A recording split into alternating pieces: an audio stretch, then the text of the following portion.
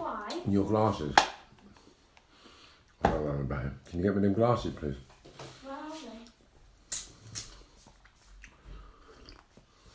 they? That's all right, I've got them, baby. Okay. Bye. Yeah. Morning, Joe. Hope you're well. How's everything? Yeah, started a bit late today because I've been training with Sloan. Morning, Ray. I'm going to say hello to everyone while I just go over my notes to see what we spoke about the last couple of days. And that's Jordan. How are we doing, son? Oh, dear. Right. I've apologised to Roy.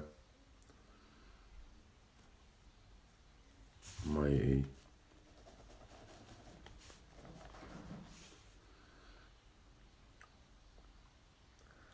Right. Hope you're well. I'll send a little wave to everyone. They come up. Nice. That's it. Started a bit late today, so might get a few late comers. How was doing, Mark? Nice to have you on board. Started a bit late today. I keep repeating myself. Alright, off shopping. Where are you going? Well, they opened up the days now, or are you going food shopping? Nice one, John. Sorry I started a bit late today. Nice one, Connor. Sorry I started a bit late today. But, yeah. Danny, I apologise for starting late. I don't know. So I want to apologise to everybody for starting late. Yeah. Right, so we've covered a hell of a lot so far. And we haven't gone into too much detail. But what I'm going to do, I'm going to go back, go into a bit more detail about certain stages of my life so people can get a bit of a broader understanding. So we're up to 17 years of age now, but we're going to go back today because there's a few parts of me that a lot of people don't really know. Morning, Andy. Yes, Milo. Love to everybody that's watching. Yeah, Milo, you need to call me so we can have that discussion. Morning, Colin. About what we're doing. It'd be much appreciated after the live feed. It'd be smashing. Paul, morning. Sorry I started a bit late today, people. But I had to go over. Anthony. Yes, Prince. Anthony Prince. Done well with your little thing. It'd be nice to get the video, Anthony, so I could see what you're all about. I've seen a bit of training online. Nice one, Milo. Wicked, buddy. I look forward to hearing from you later. Yeah, so going back over the notes, because I've got to go back so I can remember what we spoke about so I don't repeat myself, you know. So the one thing that's going to come out of all of this really is that crime is actually a waste of time, and every person that's gone to work and every person I've grown up with that actually has had a job and had work since we were kids are actually phenomenal. Andy, you're one of them. I bet your house is absolutely fantastic. So I remember growing up, young Pandy Andy, we called him Pandy because of his eyes, but he come from a good, stable background. Everybody's got conflict, everybody's got an issue, everybody's got a story in their family, but in comparison to where I come from, these people had stable backgrounds, although every family had issues growing up, and they always do. So I'm not trying to say that everybody that I talk to from a stable background is a perfect background, because none of us live a perfect life. Otherwise, none of them would have hung about with me. We would have all got on so well. And so it's just one of them things. People from a better background than myself, and Andy was one of them, and they had nice houses growing up, and I could understand why they do or hang about with people like me, but they did, and I give them love, show them love, and we've been loved up, not loved up like gays, but I've loved him since we were kids. His cousin Andrew was my good friend. We grew up with. He used to drive about in all the motors in before the hip hop days. It was, yeah.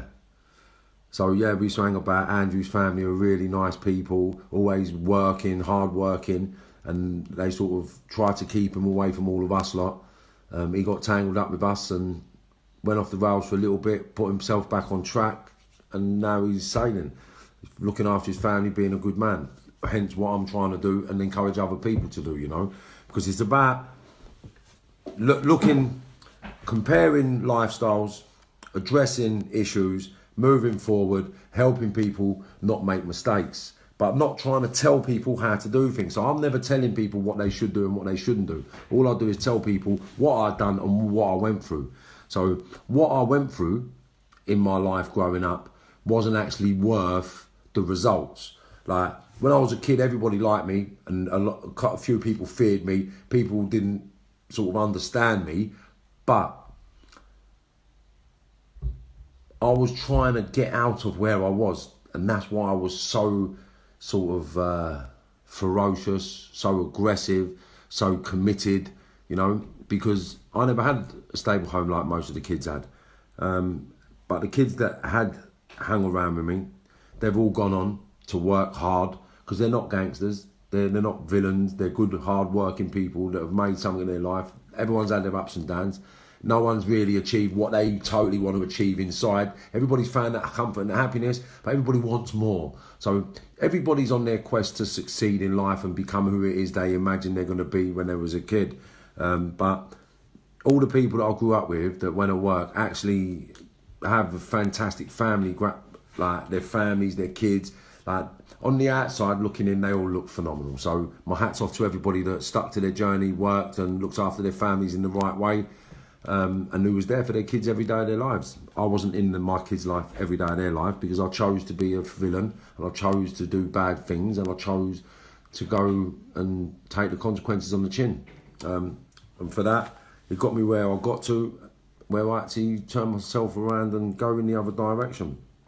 So some of the things we've covered was growing up in racist England, racist London, no blacks, no dogs and no Irish. So everybody around this age group really knows what we were talking about, knows what it was like back then, and knows that, because I know that I grew up with people that used to say you black cunt or you nigger, but afterwards they'd feel guilty, they'd feel bad. Like there's some people that never, and there's some people who never would, but the majority of people always did, because when you're friends with someone and you see the hurt on their face, you feel bad.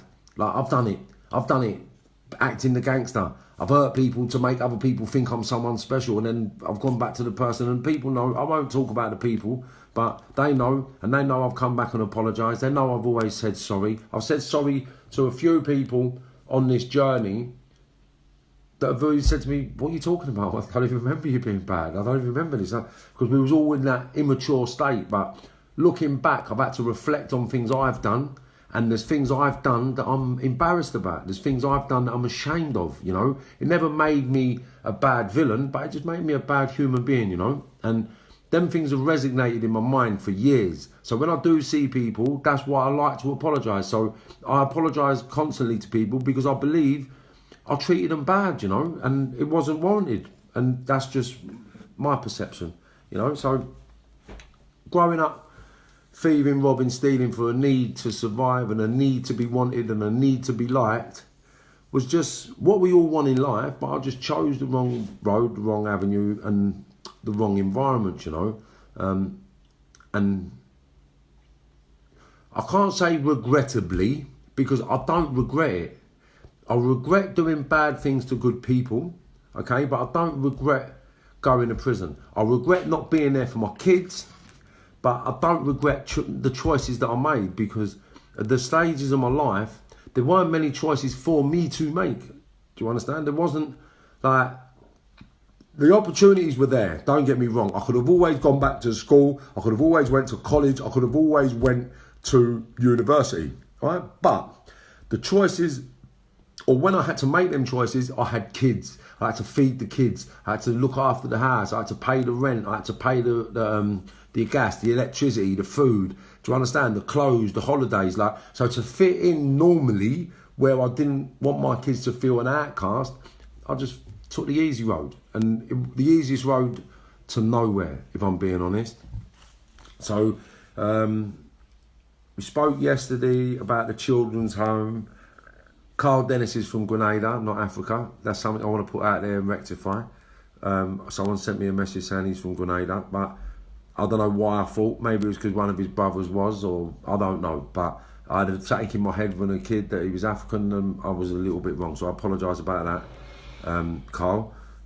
Children's home, my first sentence, me getting released from my first sentence, meeting Mark Lambie, going to the...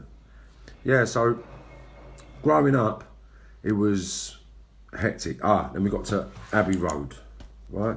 So we get to Abbey Road, and I moved from Abbey Road up to Belsize Park, Goldhurst Terrace, and then I got my first apartment at 17, 18. Right, so we're going to go back today because there's someone I want to talk about that I can't talk about without their permission. Morning AJ, morning Parker or Nikki, Jamie. I want to say hello, Jamie, Gary. Yes, Taff. Love to see you watching, Taff, you know. And do you know what I'll think about all the time, Taff? All that training you used to do, right? And you used to say, do Marv, do this, Marv, do that. And I say, that's all shit. What are you doing? You got to be hard. You got to be this. You got to do that. You got to do this. And you remember the mindset, right, Taff? I used to have. I was crazy.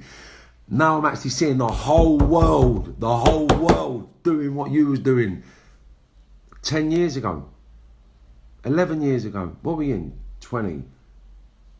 Yeah, so 2007, 2008, 2009, 2010, 2011. You was doing all this stuff way before everybody else, right? All the high intensity, the biometric stuff, everything you do, or used to do then, that I used to say was no good, yeah? And so I'll take my words back now, yeah? Because what you do is the nuts. And when I do it now, it is hard work. So thank you very much for enlightening me to a lot of the training you do, because now I go into schools, colleges and prisons, and I'll just teach them similar things that you taught me. So thank you very much, Jay. It's really appreciated, and I hope you and the family are all well. Blessings to the missus and the baby. Well, not so much of a baby now, but you know, lovely, lovely. Morning, Steve. Lovely, lovely. Gary. Yeah, lovely, lovely, lovely people. Everyone watching. I have a lot of good memories and laughs as well, Andy, man. Come on. We had some giggles all around Harrow. We used to hang about Harrow on the hill. I remember we used to drive up from Kilburn in the RS. Come on, you and your cousin. And then like stories, we used to go out doing all crazy stuff. Like all innocent stuff. You know, the potato days and the egg days, right? Things we used to find funny. Come on, unreal. Yeah.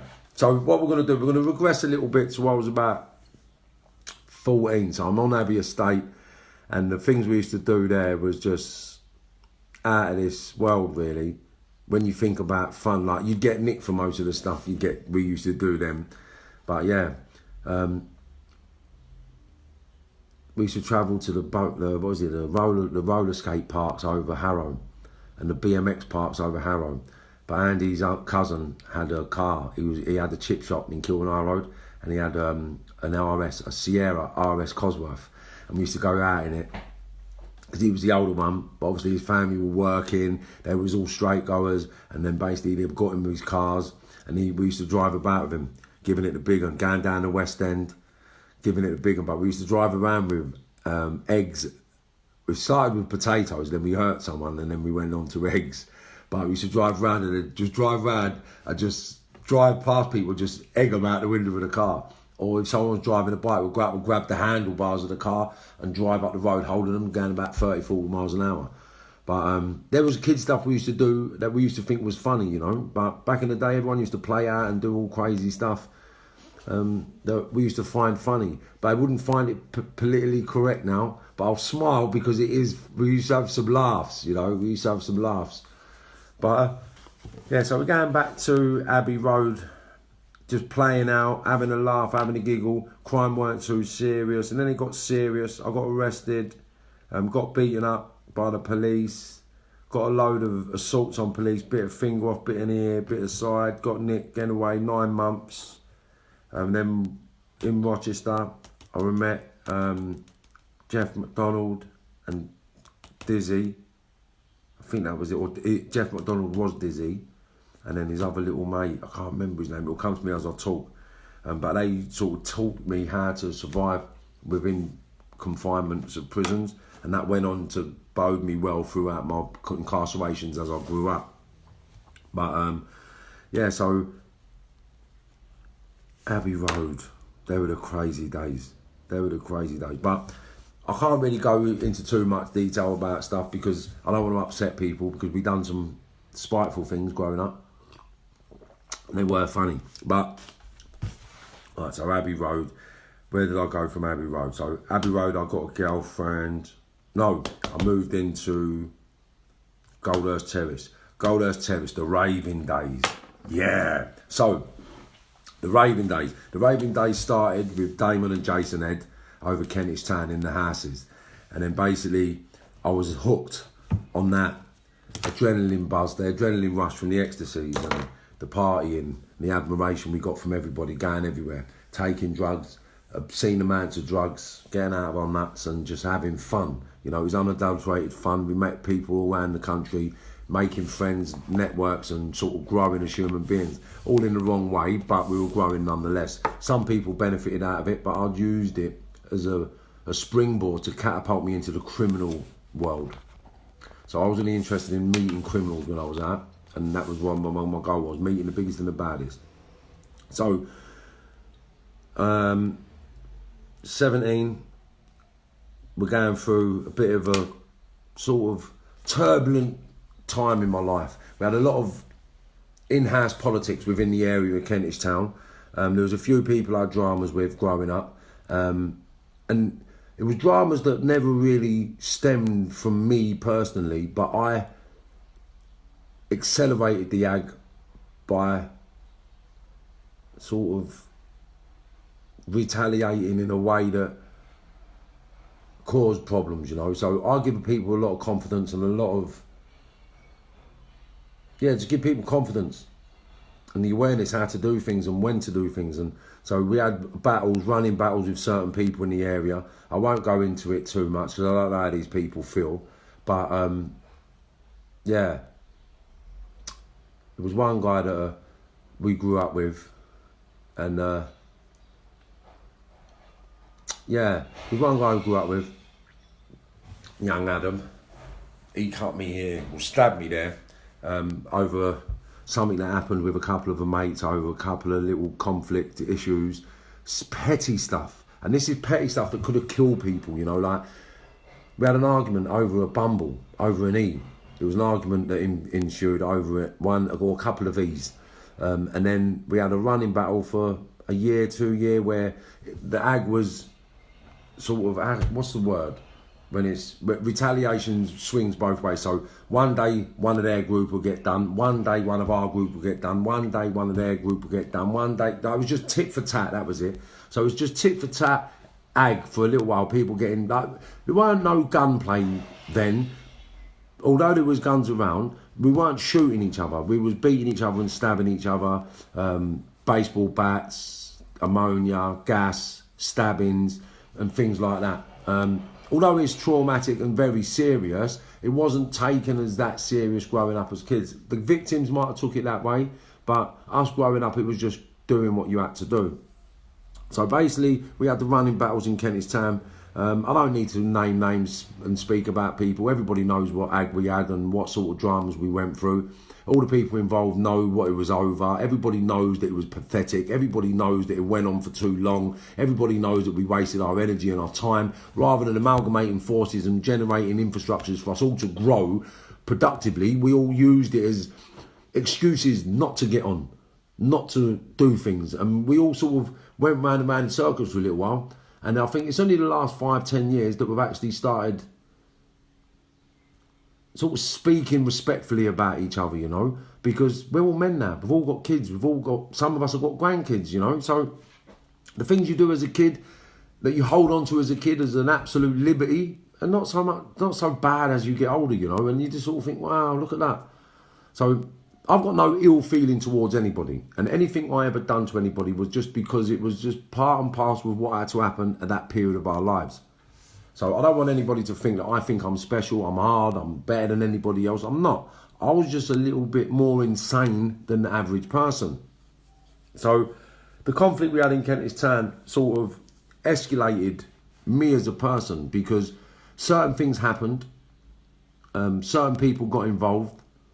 From like, we was kids, 16, 17 years of age, and then basically a lot of the older lot got involved. Obviously, someone's nephew got in trouble, their uncles come along, like, obviously with the mindset, I can see it now. It's like, my nephew got in trouble, I say, I don't worry about it, son, I'll come and speak to the kids and see if I can sort it out. But when the older lot come to speak to the kids are just lunatics, mate, with attitudes, with guns, with full of violence, full of rage, full of aggression on a manly level. So there was a bad confrontation that got dissipated through the sensible mindset of the older lot. So we never actually ignited and blew up. It just sort of got dissipated and dealt with.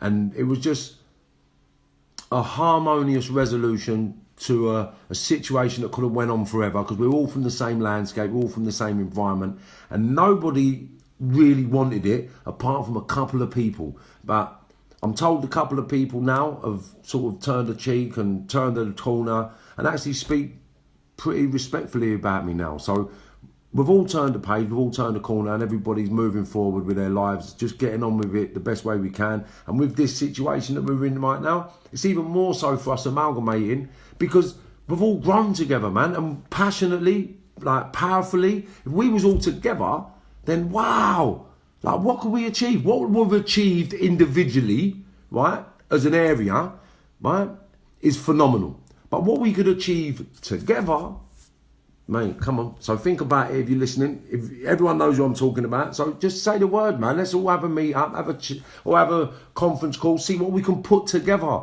Because we're not idiots, we're not fools. Do you understand? We've all made something of our lives, although it's a negative environment, a negative like landscape. We've all made something from nothing. So that's the entrepreneurial skill that we all possess inside. Okay, so moving forward, it'd be appreciated if everybody could get together. What was it?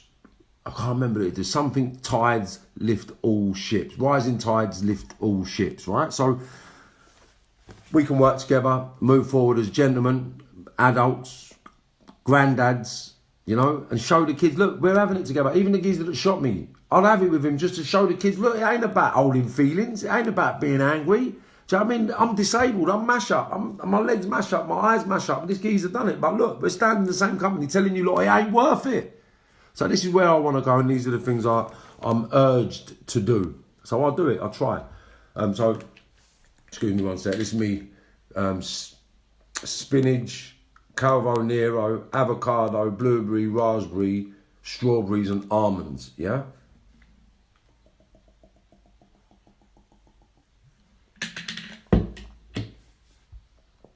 And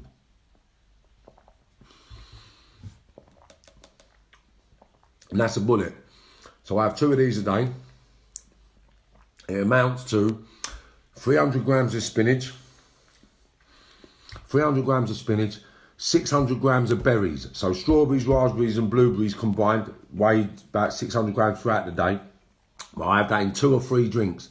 An avocado pear, I'll do that split that in 2. So I have 1 in the morning, 1 in the afternoon. Do you know what I mean? The spinach weighs up to 300 grams with the Calvo Nero. So you mix the Calvo Nero and the spinach together, weighs up to 300 grams. And you split that up into 2 or 3 drinks with the berries, half a banana, and then the vegan protein powder. I'll show you in one sec.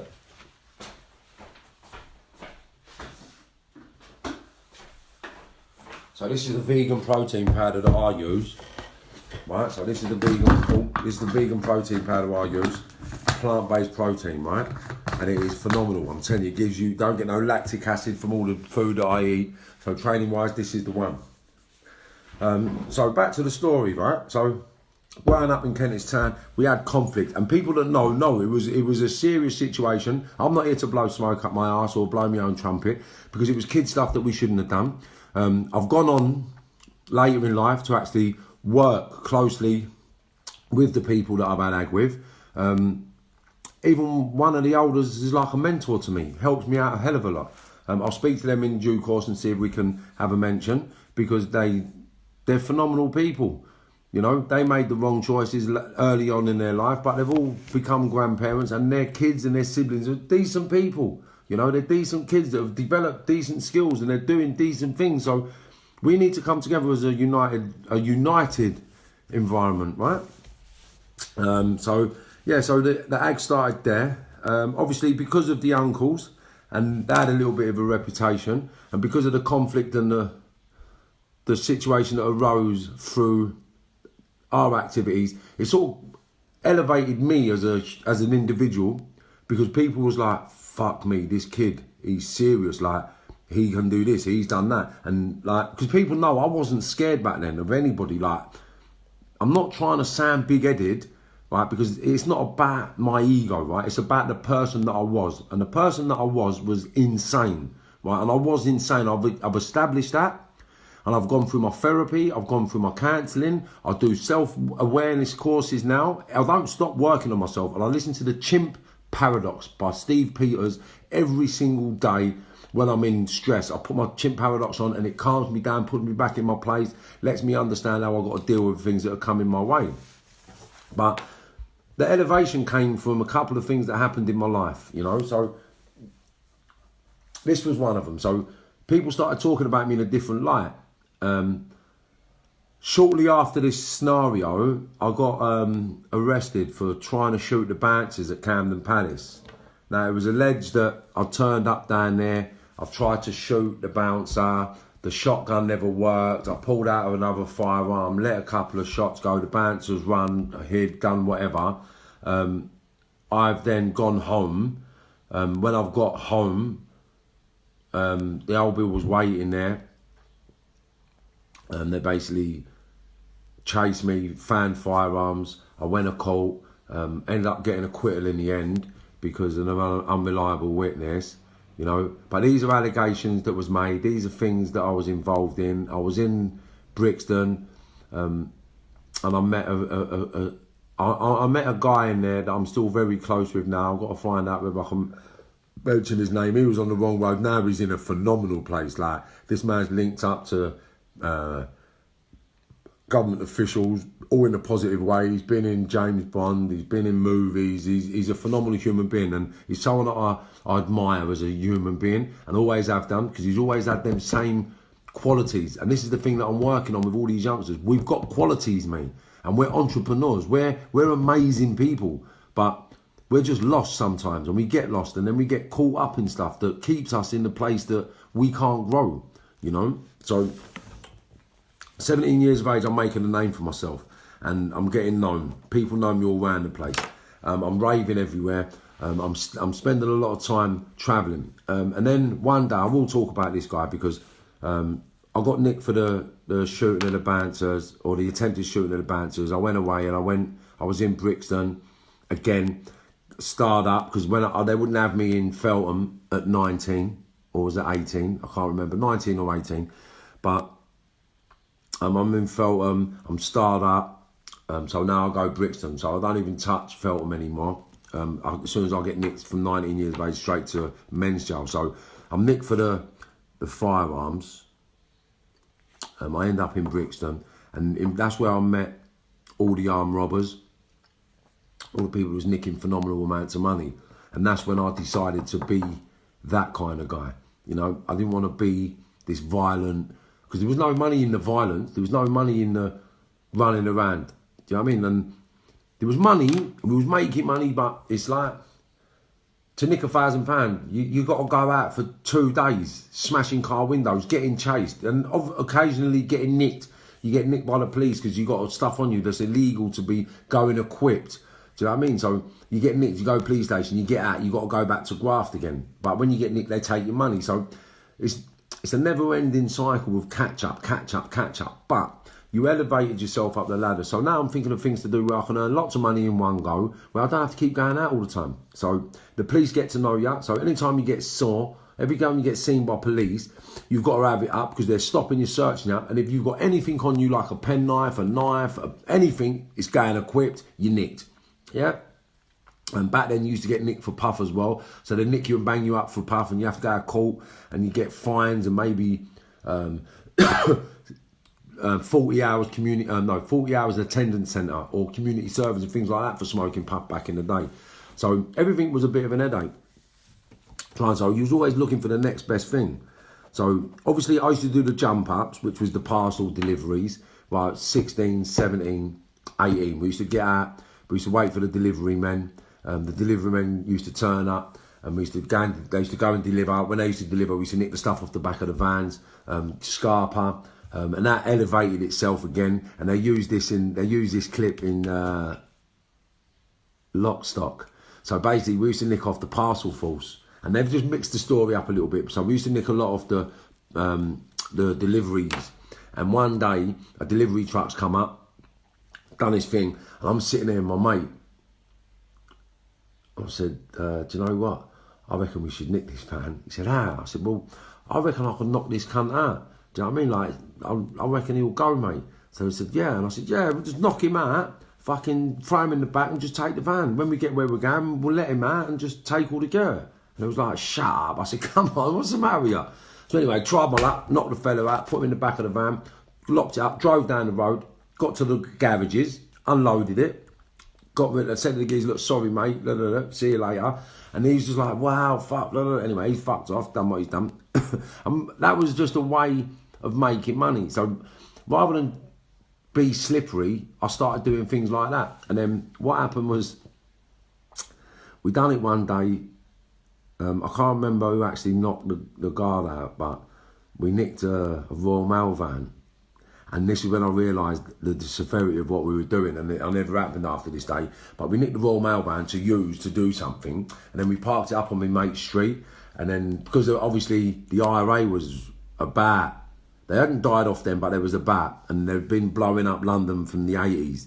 And basically they used to use all different smothers to do it. But this one day, we've nicked the Royal Mail van and parked it up on my mate's road, and sitting down waiting to do something, and someone's gone, fuck me, there's an untold old bill outside. So we've looked out, and then someone was coming to the house, they'd rung up and said, listen, I can't even get in the street, they've locked the road off. So obviously, I thought I was getting nicked, but I wasn't getting nicked. Basically, someone had reported the van as being stolen. They thought the terrorists had nicked the van, so they come down, locked the street off, sent the armed response bomb disposal machine down to open the van, shake it, see if it would blow up. They've opened the van, there's nothing in it but boxes, and then they've gone and took the van away. So then that's when I realised, wow, that's deep. But then I started thinking, wow, we can't do that. I don't want to do this because that's too much attention. Royal Mail, this, that, it's too much attention, and I'm going to get nicked, and this is not good. So what can I do? What can I do? What can I do? Anyway, by that time now, I'm searching for this next crime, this next elevation up the ladder to make money so I can actually not risk my liberty so much.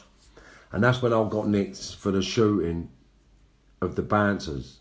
After the bit of a conflict with the North London in-house politics, I went wild one night, and then basically I just lost the plot and then ended up nicked. I'm banged up, I'm in Brixton, expecting to get a load of bird for possession of a firearm to endanger life. A statement got made that I was terrorising people, and basically they was going to court, they nicked me and blah blah blah. Everyone knows the stories that go on with them cases. So I'm in Brixton. I'm banged up with a geezer called Stephen from over Richmond, Kingston.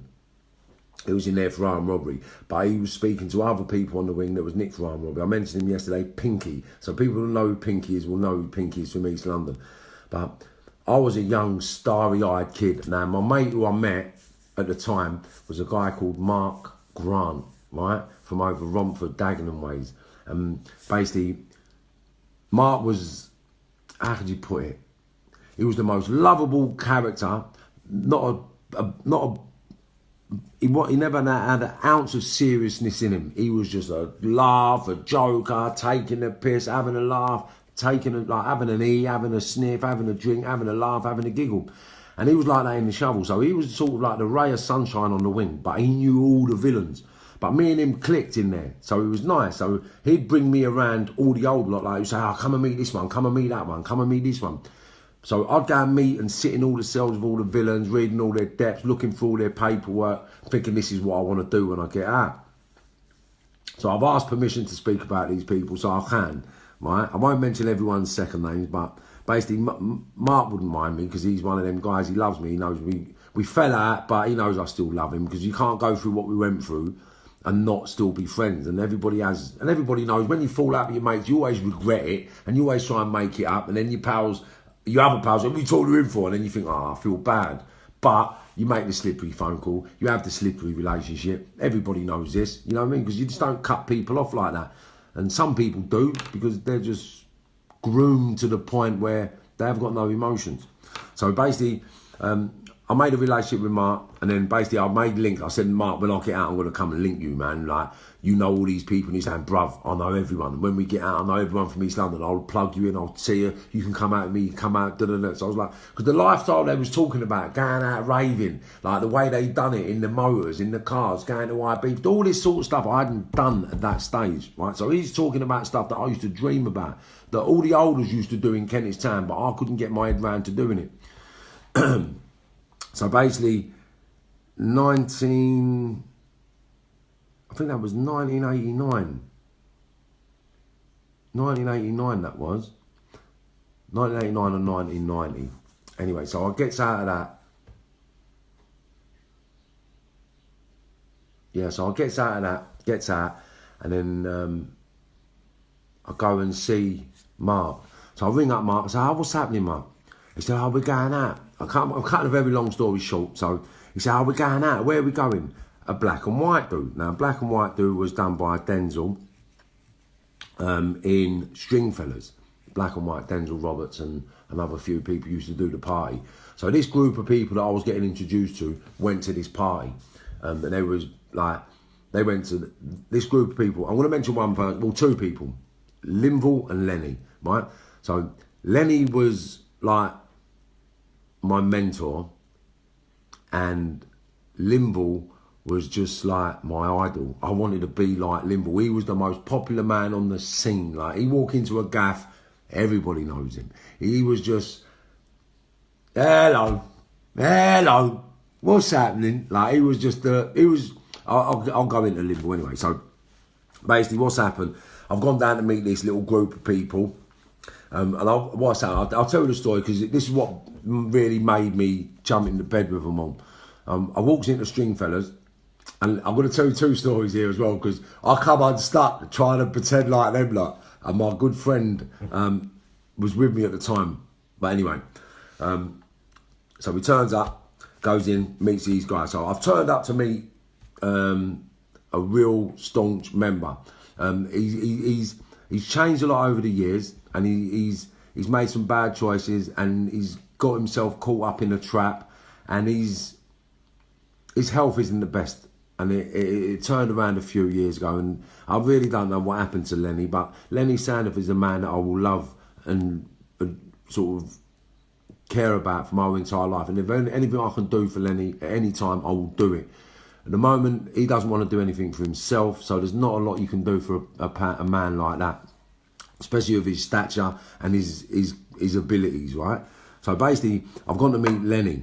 So I've walked in and I'm watching all these guys. Now, it doesn't seem like anything, but me growing up, I was impressed by this. So this is the stuff that impressed me. So I've turned up, they're all downstairs in Stringfellas in the nightclub, right? So I've turned up now, they're drinking, they're sniffing, they're smoking weed, they're doing whatever they wanted in the club. They've even called the bouncer over, right, when they're having a sniff and said, do me a favour, he's with me, just make sure nothing happens to him tonight. So they've gone, yeah, sweet, not a problem. So, boom, he's fucked off. Everyone's partying, sniffing, everyone's got the green light to do what they like. So I'm thinking, wow, this lot are sick, bruv, they can do what they like. So then we've left there, we've gone to another club, we've gone to another club, we've gone to another club, then we've gone to an after party, and everywhere we went, we got the same treatment. Turned up at the ministry, the gate got open, walking in, 20 people or 15 people walking in, VIP, and at that stage you weren't allowed alcohol in the ministry. It was no alcohol in the bar. It was sort of a special license that had to be open a certain time. So these guys used to walk in the ministry, right, with their own crates of champagne. And it just, it blew my socks off that these people had this much influence and power. So I was really intoxicated by this, and I was like, wow, these lot are powerful, they're sick, that's deep. I'm like, you ever used to try to get into the ministry without being linked up? You ain't getting in. Any rave back in the day, if you weren't plugged into sensible people, you have to queue up for 2 hours, mate. And everyone knows it was like that. Unless you was in the picture with people, you're queuing up for a minimum an hour. Do you know what I'm saying? Because the queues were that big and the security didn't give a fuck, mate. They was all at it. So basically, all round going everywhere partying, I'm thinking these guys are the bollocks, these guys are this, these guys are that. So I'll cut a very long story short. So me and Lenny ended up linking up, doing a few bits and pieces, and they showed me a different way of life to make money. I can say that Lenny educated me on how to rob the security vans. Right? I can't go too into detail with that because Lenny's was a prolific man, and I don't really want to get him in trouble. And I don't know the legalities about what I talk about, whether it can get people nicked or not. It's about Lenny educating me on how to rob the vans. I can't go into detail about how or where or when, but he did, and he showed me love. He gave me my first bag of 50 grand. He gave me my first bag of 35 grand. And this man give it to me. Like, I was with him, but I never done nothing. And he was like, yeah, mate, boom. And I was like, what's that for? He's like, you with me, son? This is how we roll, bruv. And I was like, fuck, I'm rich, I'm Keiko, like, this is my life, this is it, I'm never looking back. And then basically I went off on my own little journey, tried my hand, and I'll get to that in a minute. So I'm going out with these guys, partying, taking all the pills, taking all the sniff, getting admiration from all around the fucking, everywhere I went, I was getting respect, but it wasn't respect for me, it was respect for them, and I was their youngster, my little Marv, my mate Marv, my mate Marv, my mate Marv, my mate Marv. So yeah, I got in to get to know these guys, everyone's partying, everyone's thing. And then basically, I just sort of slotted into a position with Limble and Lenny. They had their office over in George Lane over Woodford, on top of a bar called Mortimer's. And they had their office, I was in the office every day, giving it the big one. Telling people, yeah, come up my office, mate. Come up my office. Yeah, come and see me at my office. And I can't talk about what went on in that office, right? But I can say that it opened my eyes to the drug world in a way that I've never seen, or had never seen at that stage. It opened my eyes up to a way of an amount of money that I've never seen, that I started to see. There's a lifestyle, and it opened my eyes to the possibilities. So for that, I thank Lenny and Linville for opening my eyes and putting me on the right path in that world to do what it is I was so yearning to do and become. They never groomed me, and I can honestly say this, right, that not once did they ever say to me, go and sell this, or do you want this to sell that? If I turned up with a tool, they'd be like, what the fuck? No, Marv. You can't be carrying them things, son. That's no good, mate. What's going to happen? You're going to end up using it, going away for it. Like, so I always had an ear bashing. I got an ear bashing off these lot for acting like a mug. Do you understand? It weren't like they was using me to do things. They never, not once. And these guys was in the game where everybody owed them money. They was having headache left, right and centre. Peter, Robin, Paul. And not once did they ever say to me, Marv, can you do me a favour, mate? Marv, could you go and see this one? Or Marv, and I would have gladly, no, I'm not bullshitting you. I would have gladly shot anyone for any of them. I would have gladly kicked off with anybody for these people. And not once did they come and say to me, Marv, can you take care of something for me? But what they did do was, this is what really, like, because no one had ever done this for me. So for argument's sake, I'd meet them out. People that know me used to brave in the Kensington Park, like everywhere. Do you know what I mean? Like Limelights, Kensington Park, Busby's, Astoria, like everywhere you can imagine. And then the after parties, dungeons, sort of like everywhere, right? So all the main clubs, then the after parties, the rave, late nights. And no matter what time I turned up, if I turned up, no matter how much money I've got on me, if I'm skint, if I've got 30 grand, if I've got 10 grand, if I've got 5 grand, because that's the sort of shit I used to do when I was a kid. I used to think I was sensible going out robbing money and then going out with all my money. I'd park up money indoors and then I'd take a large amount of money out, giving it the big one. So I'd turn up, I say, Len, what's happening? Lynn, you got any gear, mate? Yeah, of course you have. What do you want? So you got any Uta? Yeah, boom.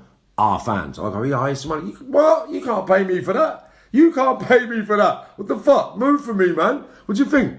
And like, ease, pills, money. Like, I'll turn up and say, oh, Lynn, I'm a bit skint, mate. Yeah, mate. Boom. 500 quid or £1,000. Like, not batting an eyelid, right? Just boom. And when I go to give it back, what's that for? I said, what's that for? I said, bro, what are you talking about? You're my youngster, you know. You're my youngster. How could you pay me? Yeah? It's like, what's this, right? You got a cousin. This is one thing he said to me one day, Liverpool, right? And I can never forget. He said, say you got a cousin, 7, 8 years of age. He said, you take them out to the fun fair. He said, they'll have to pay you back. I was like, no. He was like, so what the fuck were you paying me back for, cuz? Come on, man. We're out. You need some fuel. You need some grub.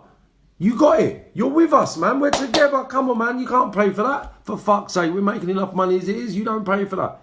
So then, it was, no matter where I went, and that's why I love these guys, right? Not because of the fact that I didn't have to pay for nothing. The fact that they accepted me as their own, you know, and they never wanted anything from me. And there's only that guy and one other man that has never ever expected anything from me. Everybody else, and it ain't a bad thing because I've accepted it because I was a benefit to people. I was either there for money, drugs, violence or weapons. And everybody that knows me, when you look back, there's only my childhood friends that we used to have fun with, playing out, you know, going and have fun. But when it comes to over 20 years of age, I never really had any friends.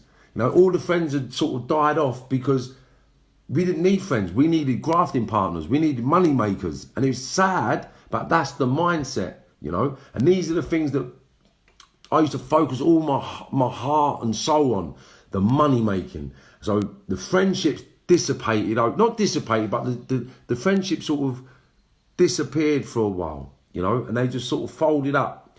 And then basically, as I got older, and I see people, we started growing the friendships again. And now I'm in this part of my life, the friendships are actually becoming really close again. So the more people I come into contact with, and this is bringing us all closer together as well. And I've even Jason, I rung him up, I said, Jay, I want to talk about your parties, man. Can I? Marv, anything that comes out of your mouth, son, you're my pal, come on, mate. Everybody I've spoken to that I've mentioned has actually said to me, look, it doesn't, Marv, you're my pal, mate. I love you and I know you're not going to say anything that's fucking going to mug me off or make me look like a fucking whatever. What you're saying is the truth. You're not lying. So come on, my son, say what you like. So growing up, my admiration for this East London firm became really powerful. And these are the ones that really helped mould a lot of my principles. So growing up, all my youngsters will know that I never used to take anything off the youngsters. Like, I never groomed my youngsters to make money, to give me money. I used to groom my youngsters so they made money. So I'd turn up and say, what are you doing? Why are you in bed? How are you making money? Bruv, come on, man. I'm doing this shit to help you. And what are you doing? You're partying, sniffing, taking all this shit. And you've got no money. What the fuck? Put the gloves on. So then my youngsters had to put the gloves on because they weren't earning themselves any money. They were wasting their money when I'm trying to help them become a better version of me without earning any money out of them. A lot of people might have believed that I was earning money out of them, but I wasn't, and I promise you. I used to give them fucking puff, sniff, ease, my cousin, his friends, everybody. Like, I was giving them what I paid for it, they got it for. Because to me, I used to nick that much money that I couldn't have the money around me. So I had to buy products, and that was my banking system. So I'll get 50k a puff. I'll put that down. Right, I'll give that to him and him. That's money in the bank. So anytime I needed money, I'd go and see the kids that I'd give the puff to collect the money. Right, so that was how I sort of worked my money. So I wasn't grooming people for benefit. I was grooming them to look after my money to help them grow. But I never see it as grooming, but it was grooming because it's grooming.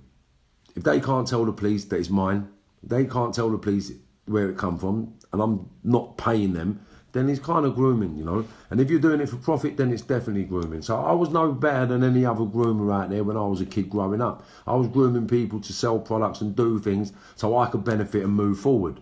So I was a groomer back then. So don't think when I talk about grooming, I'm not pointing the finger at myself, because it starts with me. Anything I talk about starts with me, and then people I connected with and people that I grew with. So now these boys over East London, they're putting me on the map. They're putting me on the map. They're putting me on the map. Yeah, and then it hit a brick wall. So now I'm partying, I'm raving, I'm turning up at the ministry, firm-handed, like walking through. Yeah, open the door, mate. I won't mention names until I speak to people, but I'm going to tell you a story now, and hopefully in time these people are going to come out and say, yeah, do you know what, this really happened? And mate, it happened, and this is exactly what he said was the truth. So basically, I used to walk down the ministry, I'll turn up with 5-10 people, I say, open the gate, mate. They'll open the gate, I'd walk in with my crates of champagne, giving it the absolute big one. Anyway, one night, I'm in there, everyone's cool, everything's nice, and a couple of young kids attacked me in the toilet. I had a Bolivar. I had a gold watch on, my first ever gold watch. It was a tank Bolivar gold watch with a leather strap. So these two kids have rushed me in the toilet and tried to rob me. They've tried to rob me in the toilet. I've grabbed the blade off one of them, and basically one of them's been cut and stabbed in the toilet. Do you know what I'm saying? But I took the knife off of him. He's tried to cut me. I think he cut me a little bit. You know what I mean? He pricked me in my neck. A bit of blood come out. He cut me on my hand. That come out. I've got the knife off him, and then he's ended up getting stabbed and cut. I've come out of the toilet, gone to the bouncer. I said, listen, someone's in the toilet, mate. You need to sort it out. Fucking cheeky cunts who's trying to rob me. So I've gone back in the dance floor, took a t-shirt off of someone, took my shirt off because it was covered in claret, and anyway, started partying, started raving. All of a sudden, my mate's come in and said, Marv, matey wants you outside. I said, for what? He said, I just want to speak to you about a bit of graft. I was like, I'll tell him I'll be out in a minute. He said, no, mate, it's important. You need to come out now. So I walks down the long corridor, the ministry. People know, you walk down the long corridor, there's the double doors. I've opened the double doors. As I've opened the double doors, I've been hit. Boom, right in the forehead, right there. Right there it was, right there. So I've been hit in the head. Boom, I thought, what? And I've looked in his hand, and he's got like a hatchet in his hand. And I was like, did you just hit me with that? And he's just looked me in the face as if to say, fuck. Bang, he's hit me again. But as he's hit me again, I had a blade, I had gas, I had a little 2.2 Derringer on me. So I pulled it out, I pulled the Derringer out, and then I've heard you, cheeky cunt. And then I've been hit on the hand, and then I've got the gas, I'll try to gas them, and I was just getting beat and punched and beat and punched. So then I thought, fuck it. So I started fighting, headbutting, punching, fighting. So now we're in this doorway, and there's maybe 4 or 5 of them and me. So they're hitting me, like, he hit me twice with the axe. One there and one across here, right? So I've got one that goes right down there and then one that goes down here. Right, so he's hit me twice. So I'm fighting, thinking, you cunts. Bearing in mind, I'm on about 15, maybe 10, 15 pills. I don't know, but please believe me, I should take so many E's, it was unreal. Right, so I'm on about 10, 15 pills, so I'm having it. Come on. Then we were fighting that much that there was that much blood that they all got tired, right? So they're all blowing now. I'm still fighting. Every time I can see someone blowing a little bit, I'm attacking that one. And then they tell me, fucking stand there. And I'm like, what do you mean fucking stand there? You just served me up, you cunt. And it's off again. And then, boom, stopped, breather. So they're stopping to have breathers, right? And then I've kept kicking off. And then what they've done, someone's grabbed my legs, someone's grabbed my arms. They've run me through the nightclub, right, and then threw me out the fire exit. And when they threw me out the fire exit, so you come back down here, you're dead. So, boom, they shut the door. So I booted the door. Fucking come on, you cunts. Right, anyway, because I'm fuming. The door never opened back up. I'm kicking the door. So then I've looked at my clothes and I thought, fuck. Do you know what? I'm going to get people nicked here. I better go home. So I've turned around. There's a geezer in the motor. I can't remember this geezer's name. So if you do watch this and you are out there, yeah, contact me, right? Because what you done really saved my life from going to prison forever, to be honest, right? So basically, he's pulled up, mate, what's happening? I'm like, fuck. Because I used to live in Clerkenwell Road, which was just over Blackfriars Bridge, right? So I said, oh, mate, can you take me home? At home, I had a couple of 410s at home and a couple of little revolvers. So I said, look, take me home, mate. Can you take me over to Clerkenwell? He said, yeah, where do you live? I said, Clerkenwell. He said, yeah, sweet, lovely, jump in. So this geezer's drove me home. I don't know who he is. I've never spoken to him before in my life. I've never spoken to him after. But he took me home. So I've gone in, I've run in my slaughter, gone me, grabbed me things, come back out, he's gone. So I thought, fuck. But why I say thank you to this guy is, when I get out of the car, I said, so I'm just going to go and get a couple of tools, I'll be back in a minute. And he most probably thought, fuck this, I'm going. So he's drove off. So when I've come back out with the tools to go back down the ministry to let loose, he's gone.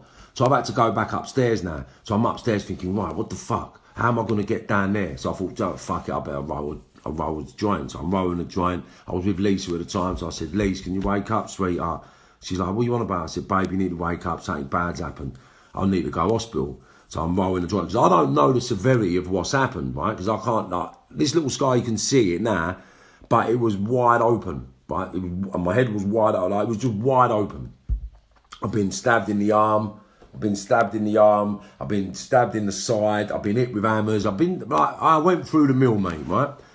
Anyway, so I've rolled a joint. I said, Lisa, please, you need to get up and take me to the hospital, you know. Like, I don't, come on, please, get up. She's like, moaning. But when she's turned around,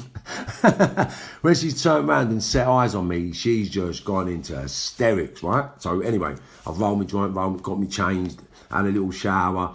Because, like I said to you before, getting stabbed and things like that doesn't actually hurt. It's after you have the stitches that everything hurts, right? So now I'm buzzing, I'm flying, I'm fucking, my head split open, I'm rolling a joint, smoke joint, I've changed my clothes.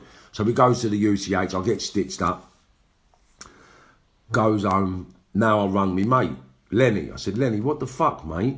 I said, your pals have served me up, mate. What that all about? So he's gone to me, you need to come and see me. So I thought, yeah, for what? He said, Marv, you need to come and see me. So in my head, it was his mates that he introduced me to that have served me, right? So I thought, fuck this. So I've got a couple of tools, little shotgun, boom, boom, boom. So I've gone over his house, running, what? He's gone, Marv, what are you doing, mate? I was like, no, you've asked me to come over here for what, bro? Like, come on, your pals have served me up. I was expecting you to tell me, come and let's march. And now you're telling me you want to talk. What do you want to fucking talk about, mate? They chopped me up, bro. And he's like, Marv, listen, we'll get on the phone, we'll sort out. He went to me, he said, what the fuck are you playing with John for? So I said, John? Who are you talking about? John. I don't know fucking John. So then he's looked at my other mate, Neville. He said, I told you, Nev. He didn't know, mate. So apparently what had happened is this. The manager of the ministry, I was supposed to have been there and I was supposed to have robbed him or tried to rob him. Because I tried to rob the manager of the ministry, the doorman thought it necessary to serve me up. So that was the excuse that I got told. I don't know whether it's true or not, I don't know.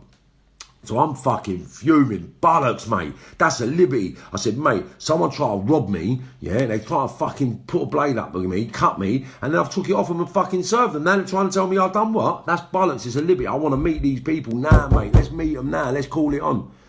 Cutting a very long story short, things changed. I ended up getting nicked for an armed robbery and went away, so that situation never really got resolved. The passing of time healed vicious wounds, and then basically I bumped into the people a few years later when I was living in Spain, and the situation got put to bed. So it wasn't an issue because I was just wild, I was violent, and people done what they had to do. And the guy said to me, he said, Marv, do you know what? He said, I don't know what you wanted me to do, mate. He said, like, I never really had a choice, mate. Like, you was fucking wild, mate. Like, you was wild. There was nothing. And what was I going to do? Mark your card and then you pull a strap out and fucking shoot me? Like, come on. Like, I didn't know what to do. We done what we had to do. So, because of the person I knew I'd become and the person I was, I just sort of, you know, sweet, not a problem. There's a little bit more to the story than that, but that's all the viewers need to know about. And then we haven't gone on to be friends, but we went on to do things after that, and subsequently I don't really see him anymore. I'd love to see him still now. He knows I want to see him. I've sent a few messages out to see him and amalgamate, because these relationships and these situations can actually help other youngsters not travel down the same road, right? Because it's all bullshit. So anyway, after that, I was troubled. So I went on a bit of a rampage with one of my mates, but that's another story. One of my mates, Junior McDonough, he's dead now, rest his soul. But yeah, he was a pump action lunatic, and he laid a few bouncers down and done a few crazy things after I got chopped up over Kensington, Dungeons, Fitzroy, Liverpool. I got to apologise for treating you the way I treated you, you know. Yeah, because I was wrong, okay? And now I understand the full severity of what happened. I was wrong, and I shouldn't have treated you the way I treated you, or done what I'd done, right? So moving forward now, I was very angry, very het up, gone and done a few bits and pieces, but now I'm an armed robber, and I'm out there doing what I'm doing. Think I'm the gangster. These people chop me up. I've had murders, running battles. Now I'm not about, they're not about. I'm nicked for an armed robbery. So, yeah. So I get nicked for me first armed robbery. Basically, I can tell the story because I was nicked for it. So, me and me pal Tim.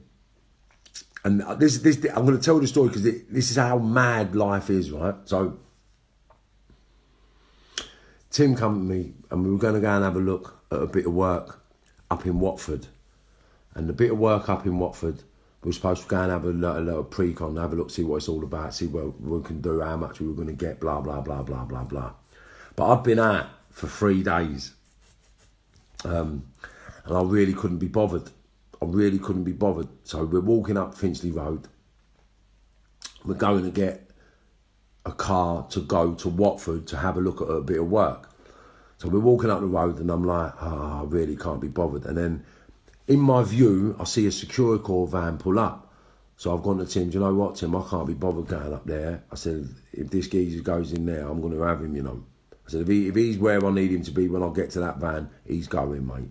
And he was like, Marv, come on, mate, don't be an idiot. Let's get up here, let's have a look at this one. The one we're going to look at's for millions. This is sweet, this is petty, fuck this. I said, nah, bollocks, man. I said, you know what, Tim, I'm fucked, mate. If he's in place when we get there, he's going. Lo and behold, when I got to the van, the guard's right there. So I grabbed the guard, had a demand up, got the money, run off, run off, made it back to me auntie's house, got in me auntie's house. By the time we wanted to leave me auntie's house, the whole block had been surrounded, helicopters up in the sky, old Bill were in the gaff, and they're coming up the stairs, going floor by floor looking for me. Unbeknown to me, one of the people that live in the block actually told the police, because they see me coming in the block through the garages, what apartment I was in. So it weren't long before the old Bill knocked on the door and nicked me and me pal. So I've gone away, banged up. So now I'm in Scrubs. Walked into Scrubs. So he gets nicked. So I've said to Tim, we can't go Feltham. We're nicked for armed robbery. We can't go Feltham. Because Tim was 20 at the time. I'd just turned 21, I think. Or Tim was 21 and I was just 20. One of the two. I can't remember if Tim's a couple of months older than me or I'm a couple of months older than him. But one of us was 20 and one of us was 21. So we fancied our ages that we're both 21. So we went to Scrubs. Now we've gone to Scrubs, walked in there and we was on A-Wing. And A-Wing was a big wing back then. Went in there, as soon as we got in there, Junior McDonough was in there. He was nicked with someone from over West London, Lennox. He was nicked with a guy called Lennox for a Ronnie Fairbrother set-up. So they got set up by a News of the World reporter. News of the World reporter set them both up and got them nicked and planted a key of cocaine on them. They got nicked for the key of cocaine and went away, got a lump of bird. But Junior was in there on that charge. There was I won't go into second names. I can talk about Boris because Boris he sadly passed away the other day. Old John Hardwick. So Boris was in there. Ernie, yeah, and these are people. Mikey, Howard. Yeah, and I don't know if all the others would want me to mention them. Malik.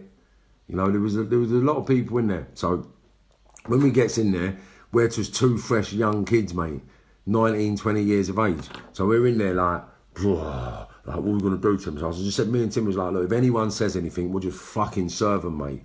Anyone, I don't give a fuck who it is, Tim, we'll just serve them, right? So he's like, yeah, sweet, fuck it, I'm coming in. So if our plan was, it don't matter who it is in the gaff, if anyone gets cheeky or confrontational, we just have it. No, not an issue, we have it, right? So I'll tell you a couple of little stories. Right, so I don't know who I banged up with. So I banged up with this big lump. So we've gone in the cell. Now I want to bang up with Tim, but there's no spaces for us to bang up. So the geezer I'm within the cell, I banged up. This is the first night in Scrubs. So I banged up with the geezer. Banged up. So the next morning I wake up, I go into Tim's cell. Now the geezer I'm in the cell with, he's one of them geezers.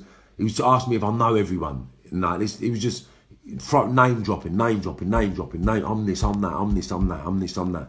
And I was just thinking, all right, mate, yeah, shut up. I just want to go to sleep, mate. I want to go to sleep. So basically, I woke up in the morning, gone into Tim's room. I said, right, Tim, I want to see who's on the wing, mate. Let's see who's in the jail. So we walked around the wing, seeing a few people. And then basically, I saw a couple of people that knew my dad, right? So they was like, yo, is your dad Barry Herbert? And I was like, yeah. I said, come. So I've gone down to see these people.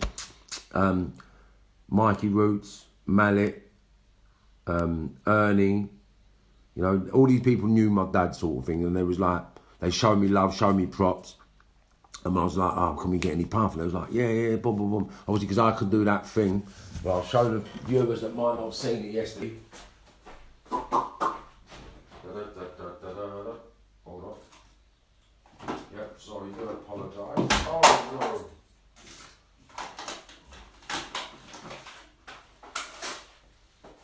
Oh, dear. Yeah, one sec, I'm coming back now.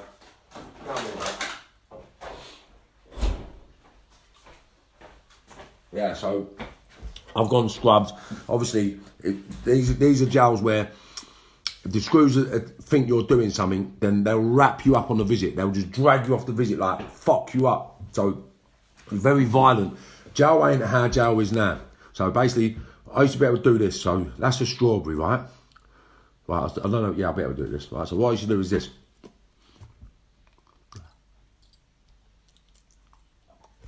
And then bring it back up. So I could swallow it so it's here, and then bring it back up, right?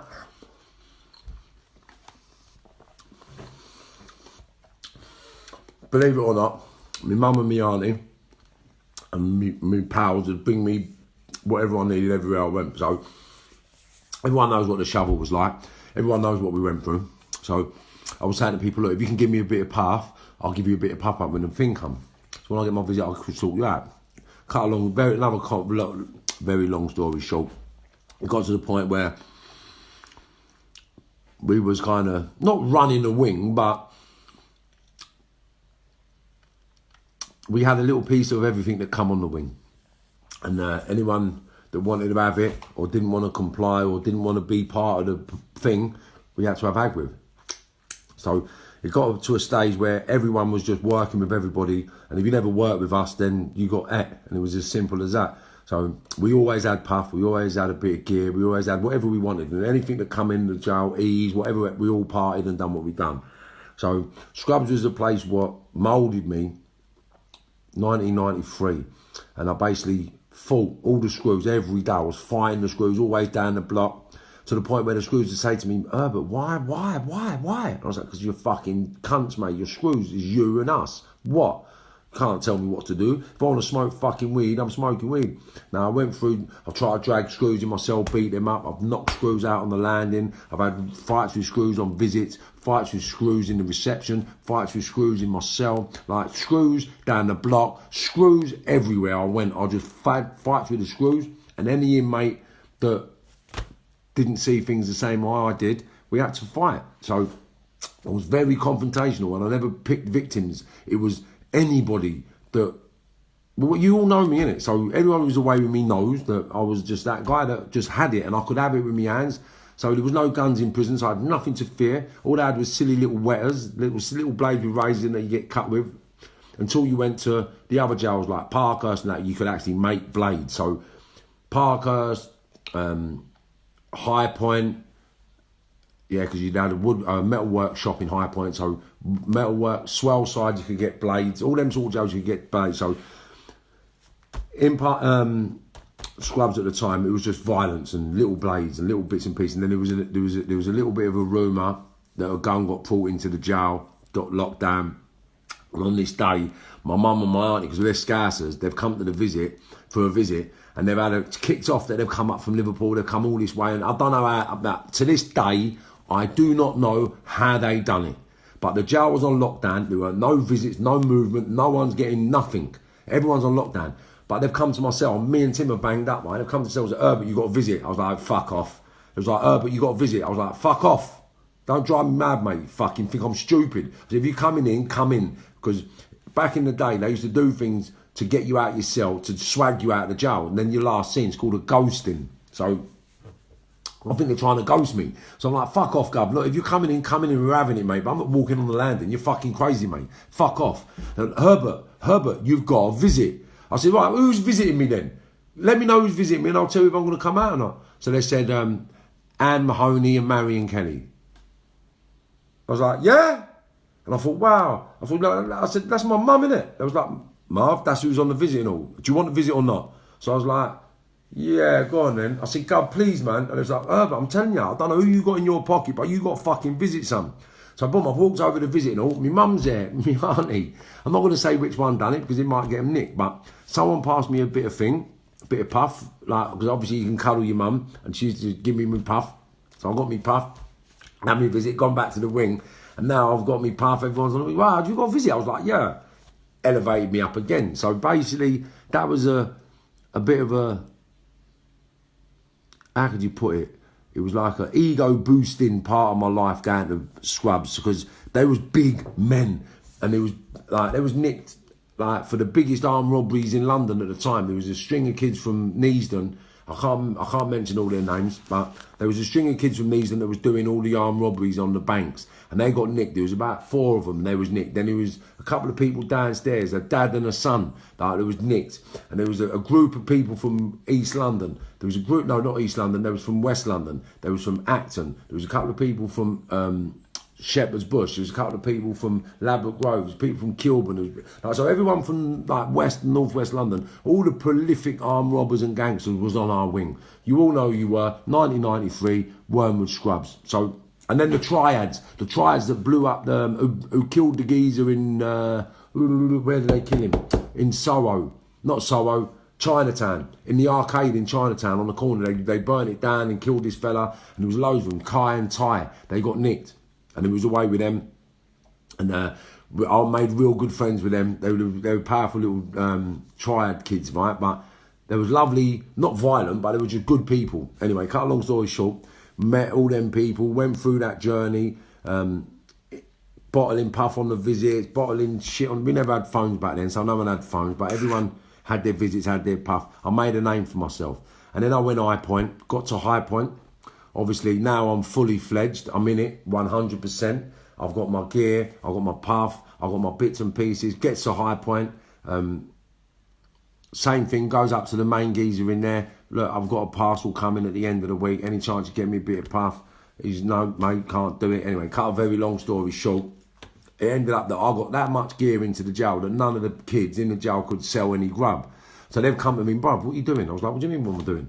I said, you wouldn't give me no puff. So I'm just giving everyone what they want, innit? So I was giving, back then, they used to sell them point nothing for a tenner, right? So out of a gram, you used to get 30 bags. So what I decided to do was, I got a couple of grams of branding, so I was giving quarters away, right? Quarters, which was maybe 10 bags, right? 10 bags for 30 quid. So then I just thought, you know what, yeah, have it. So I flooded the jail and no one could sell nothing. So all their canteens were fucked, all their snap was fucked, everything was fucked. So they've come back to me and said, bruv, you need to stop doing it. I said, well, why? Cutting a very, very long story short, it's kicked off. And everyone's got blades, swords, running battles on the fields. Anyway, they've come in, locked the jail down and they've carted me, right? Where did they cart me to? Parkhurst. Yeah, so I went from High Point to Parkhurst, yeah. So I've left, High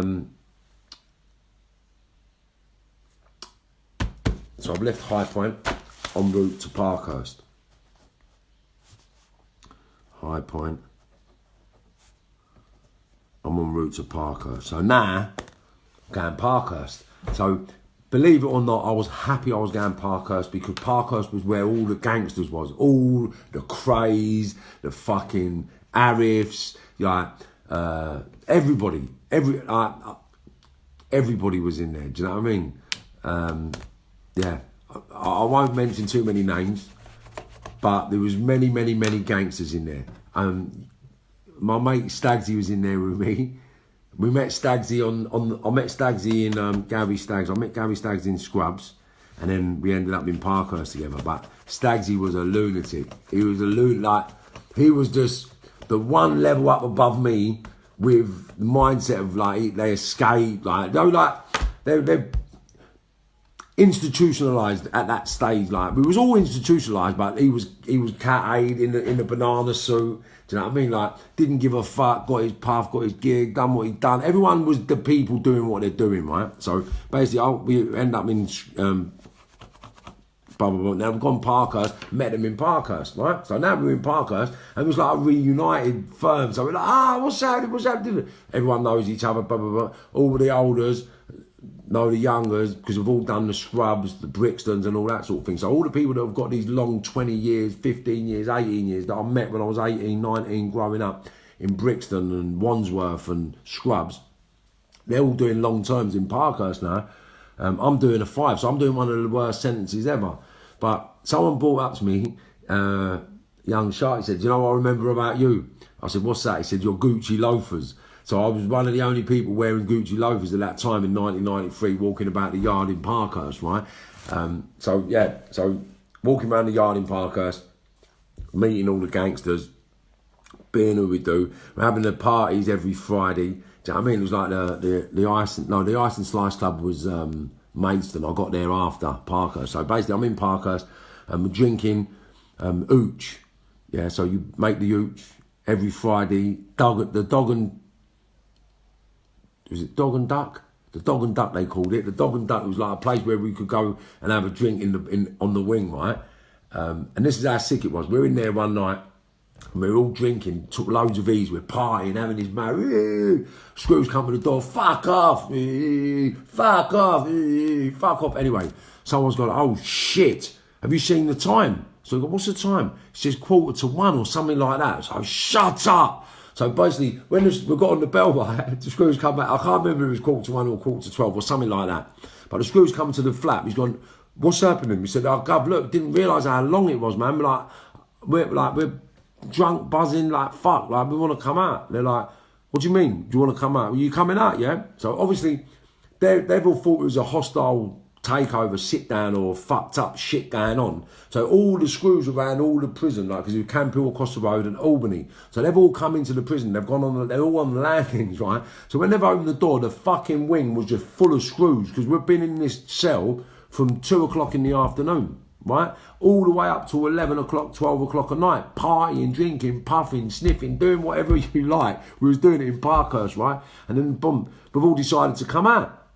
Come out and go, oh, fuck, is it that late? But now, because you cook all your own dinners, right, my dinner's on the hob in the kitchen, because whoever cooks the dinners leaves them in the kitchen. So now we're all running around the ring, right, 11:30, 12 o'clock, running around the ring, getting our food, getting our bits and pieces. And then we've all banged up, and then we've all been nicked, gone to the adjudicator, and slap on the wrist, no association or no canteen or whatever.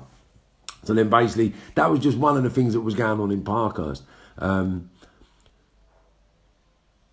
I can honestly say, right, that Parkhurst opened my eyes to a lot of things. But the one thing it don't open my eyes to is how false the criminal world is.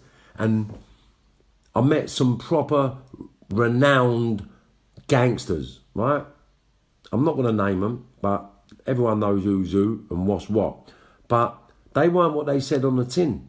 They weren't what I believed they were in society, you know, and everybody was just as lost and as confused and as skint as I was. And there weren't no millionaires, there weren't no multi-millionaires, there weren't no successful people, but everyone's looking up to them on the outside, thinking that they're someone special. But when I watched them on the inside, they weren't even, like, I don't know what proper is, but me going to prison, when I'm in prison, it's me and them, right? So it's fight. Like, there ain't no bending, there ain't no giving, there ain't no doing. Like, we're villains, so we do our bird the hardest way. But when I went to prison, I started seeing everybody being nice to screws and talking to screws and eating with screws and socialising with screws. And I'm like, what the fuck? Bruv, You guys are supposed to be the top of the tree. Like, what the fuck are you doing sitting with screws? Like, what the fuck? And they're like, what are you talking about, son? Listen, you don't understand this and that. I was like, what do you mean don't understand? I don't need to fucking understand. I said, I know this. These cunts bang us up every night. And you're sitting down fucking eating with them. Listen, what you don't understand is, Marv, they do things for us. I said, so fucking what? I've got people on the wing that do things for me. Do you know what I mean? Go and pay someone on the wing to do shit for you, bruv. What the fuck? But obviously I was ignorant, right? Because they're grafting, they're decats. They're grafting, getting out. They're grafting, getting chapel visits. Like, they're grafting. I never see that because I was black and white. So I lost a lot of respect for a lot of people at that stage of my life because of my mindset, because it was them and us. And I never see the graft. I weren't into the graft. I was into doing your bird. So I was insane beyond belief because I had to do all my bird. You get a 5, you do the fucking 5, bruv. What, you worried about losing bird? No. They can't do that. So all the olders used to pull me aside. And one geezer I will mention, right, who actually really changed my mindset towards crime was Mickey Cunningham, right? And I've never seen him since I got out of jail. But that man there actually changed me as a person at that sort of toxic stage of my life. Because he's the one who told me about, Marv, you don't do this, mate. You don't behave like this. Like, this ain't normal, bruv. Like, what you're doing is crazy. Like, you don't do it. This is what you do. This is what you do. This is how you do it. And I was like, but that's not a gangster. He said, what the fuck's a gangster, son? He said, let me explain something to you. You're in this to feed your family. You're in this to look after your family. You're in this to keep every cunt happy. And then certain things, like him, and then someone in Spain, right? My DK friend, like, they're the only two people that have actually give me positive, constructive advice, apart from Eddie Toppin and Winston Hines. Winston Hines and Eddie Toppin weren't villains, but the people in the villain world, Mickey Cunningham and DK, they're the only two people, right, that have actually given me constructive advice to help me as a human being, and actions that have sort of catapulted me into a place that I've never been. Right, so these people were the only two people that actually helped me develop into the man I am today, that made me turn my life away from crime. Right, never benefited, never used me, never had anything to do with anything from my pockets or my hands. Never said to me, Marv, never said to me, do, never said to me, come, nothing. Always love, always family, always hugs, always kindness, right? So learning how to be a decent human being in a pit of fucking chaotic madness of ego, right? So I'm learning how to be this man that I thought I wanted to be. So I'm learning now, wow, look at these people. Mickey was right. Mickey was this, Mickey was that. And I thought, wow, look at these people, bro. They're not real. Like, and what they'll do is they'll pretend that they're real to you, right, the youngsters, and then go and pay someone to do the dirt. Pretend that they're game enough to you, but then go and bail the product to give to you. Like, it's not them. Yeah, they're all puppets. You know what I'm saying? So, like, and I got to the top of the tree, to the people that are giving them all the help, giving them all the products, and giving them all the fucking finances to be who they are. And then I realised, wow, look at this. It's a joke. It's a get-up. It's a myth. It's all a myth. So criminal activities, all that shotting, grafting, it's a myth, right? So I'd advise anybody that's got any skills, get a legitimate job, because every single legitimate person that I know that went to work from school live in £1 million plus. £1 million plus. So some of them are living in 3 million, 5 million. I've got people that live in a £4 million house, mate. And all they've done is work their whole life. And they've always said to me, Marv, what are you doing, man? Marv, what are you doing? And I never listened. So I had to go through everything I went through to get to where I am today. But if I'd have listened, I wouldn't be where I am today, and I would have been on a different journey. So I don't ever resent going through what I've gone through, because I believe the power in Marvin Herbert is to help change the mindsets of young Marvin Herberts. Because everybody that knows me knows I couldn't be spoken to as a kid. I couldn't be rationalised with as a kid. I couldn't have been nothing.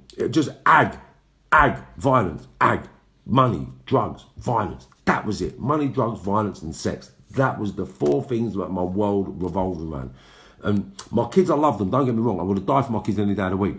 But I didn't need to be there every day for my kids. That was my mindset. As long as my kids had money, it was good. So if I got nicked and went away, I had to make money. And they got money every birthday, every Christmas, every outing, every holiday. Like, they had their holidays. I'm not blowing smoke up my arse, But I made money in the shovel to send to the missus. I made money on the outside to give to the missus. If I got nicked, the missus had money. There's things like, no one was poverty broke when I was on the road nicking money.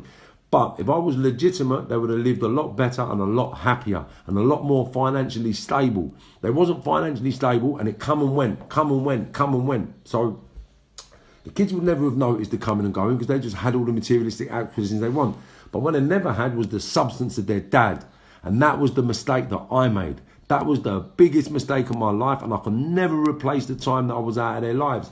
And there's nothing I can do or say to them. I've apologised to them immensely, and I don't stop. Like, you know, I'm really sorry about not being there, innit? And no matter what I say, it doesn't get taken in the way it needs to be taken in because I wasn't there. So they know that, well, they don't understand why. Because they can't accept the fact that I had nothing. I never had food in my cupboard. I never had all the clothes. I never had nothing. So I know what it was like to have nothing. So I felt I was doing the right thing by making sure my kids had everything.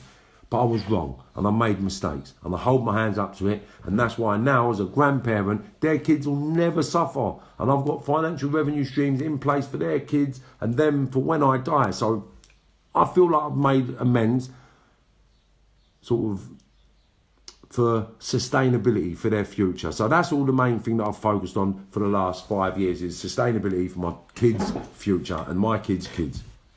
So the prison stuff just went up and up and up, and it never stopped. So every prison I went to was ag. So after Parkhurst, I behaved myself in Parkhurst because I was around all the right villains, doing all the right things. And the governor come to me one day, said, "How'd you fancy a sea cat?" So I said, "Yeah." So I went to Coldenley. Yeah, sent me to Coldenley, which was a secure sea cat for long-term finishers.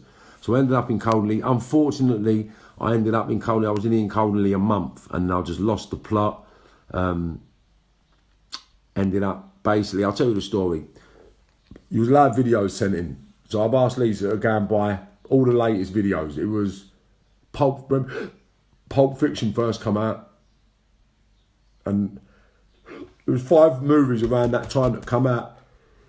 So I said to Lisa, go and get the videos for me, send them in. So they've sent the videos in and opened them and then said I couldn't watch them.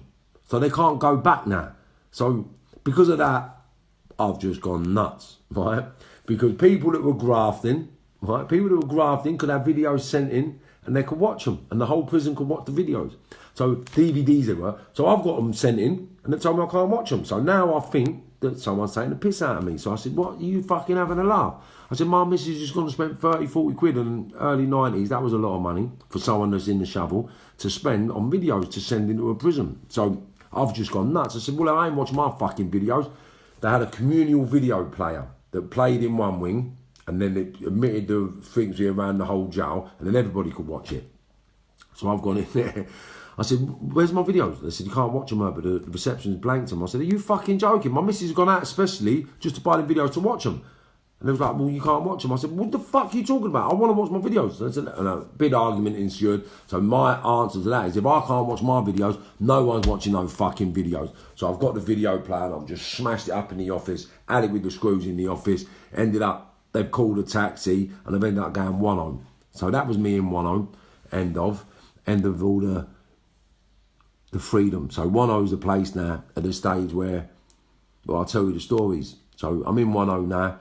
In the block, they've come in the morning, don't think this, you don't think that, so crash, as soon as the screws in my face, he's had the headbutt, we've had the row, I've been bent up, put in the strip cell.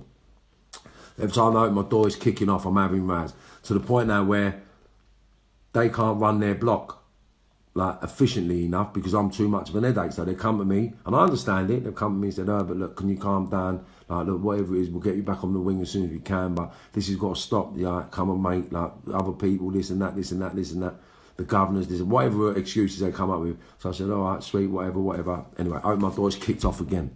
So, boom. The turning point with that behaviour with the screws was I've been taken out of the block and they put me on A-wing. And there was that was it. This is what turned it all around in 1-0. So I've gone on a visit, and what what was his name? I'm trying to remember his name. So I've gone on visit. The screw said to me, yeah, put your feet either side of that box, spread your bum cheeks and bend over. And I was like, no, mate, that ain't happening. I said, you're not even allowed to make me fucking squat. You think I'm bending over and spreading my bum cheeks? Are you fucking mad? He said, fucking do it, otherwise you're going. I said, I don't give a fuck, you cunt. Come on then. And he said, yeah, we'll get you back on the wing, you mug. You watch. I went, all right, fucking swear, I don't give a fuck. Fucking come back on the wing. I don't give a fuck. So he's walked me back to the wing. As he walked me back to the wing, I've gone into the SO's office. I said, look, I ain't being funny, yeah? I said, your fucking officers just asked me to spread my cheeks and bend over on a visit. And he told me he's coming back to the wing. I ain't laying down, mate. And if they come in my cell, it's fucking on. And I'm having it. So please, yeah, tell them that if they come in my cell, best they come with shields, mate. Because if anyone comes in my fucking cell, I'm going to use my tins, mate, you fucking cunt. Yeah, anyway, I've gone back to my cell. And I'm banged up. And I was banged up with an Irish geezer. I can't fucking remember his name now. It was a mixed race Irish geezer. And so I've gone in the cell and I'm barricading the door up. And he said, what are you doing, lad? What are you doing? I said, nah, they're coming in, mate. They're coming in. They're going to do this. They're going to do that. He said, relax. They're not going to do nothing.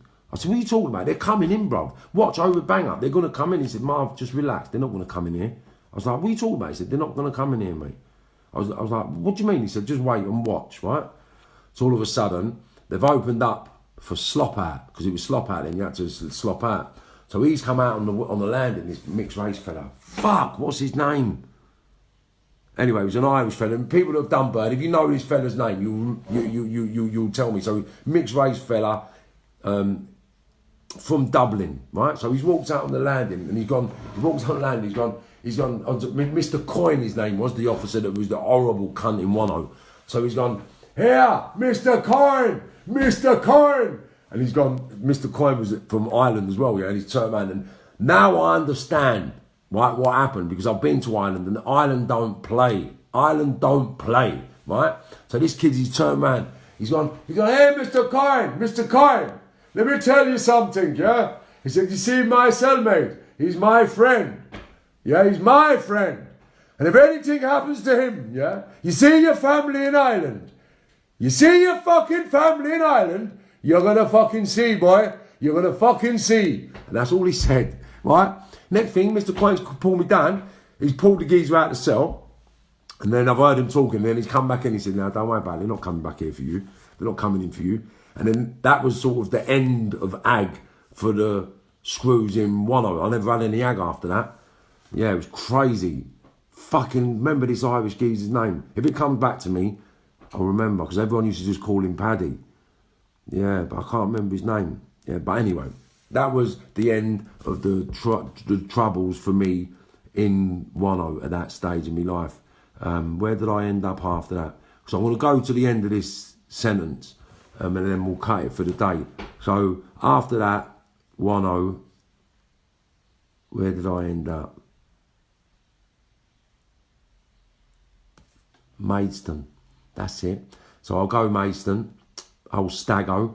I met old Staggo in Maidstone, and this is where I met some real sensible people. Like, this is where I got accepted as sensible people. And I'll tell you the story what happened, right? So I fell out after 10.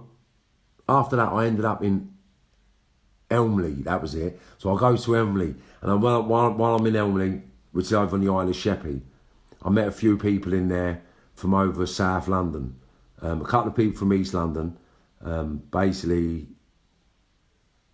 yeah, I've got to say it, because at the end of the day, it's reality. So I've gone there.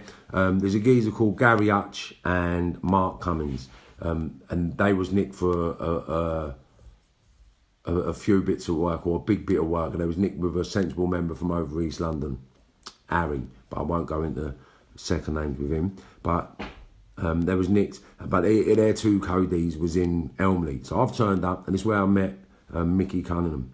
So basically what's happened, these two geezers thought they was everything since sliced bread, and they really did. And I'll cut a very long story short, but what happened was, towards the end of my time in Elmley, Mark Cummins actually spoke out a score about me, like, what are you doing having it with that mug? What are you doing having it with that mug? Or something along them lines to somebody, and then someone told me what he said. But because Mickey's co-defendant was mates with it, really close with him. Mickey said to me, Marv, do me a favour, please don't start. Because I was banged up with Mickey at the time, and I've gone in, this fucking cunt, I'm going to serve him up. That cheeky cunt, watch. And he's gone, Marv, please, look, you're going to put me in a bit of a pickle because my Cody, and I don't really want to fall out of anybody. So if you could for me, could you just swerve it? I really respected Mickey, so I said, you know what, Mick? Oh, yeah, sweet, not a problem. I'll do that, mate. Fucking cunt. Anyway, cut a long story short, I got a move to Maidstone, right? So, because I behaved myself for so long in this jail, Proctor, Governor Proctor from Elmley, right? Never forget him. But he said to me, look, if you behave yourself in here for the next 6 months, you tell me where you want to go, and I'll get you there. So everyone was talking about Mason. So I said, if you can get me Mason, I'll wind my neck in, mate. So he said, all right, sweet, 6 months. 6 months to the day, I got Maidstone. So I goes Maidstone. And obviously, fell out with Cakey because of his math and all that, yeah. So basically, he gets to Maidstone. I met in Stago. I was with Mick. I was on the food boat with George Stago, Terry Perkins, rest his soul, Stevie Gallagher, yeah, and me. So Stevie Gallagher, Terry Perkins, Stago, and me, right? So Stago accepted me with open arms, mate, and no one could say nothing to me in the jail because I was Stago's pal. So what are you on about, Mark? Because obviously you had that stigma with black and whites, no matter where you went in England, and the old villains had it. So basically, Stago said to me, "You're with me." So I'm on his food boat. So basically, we're having it. There was a few people, TK at the end. What was his name? Peter was next door to me.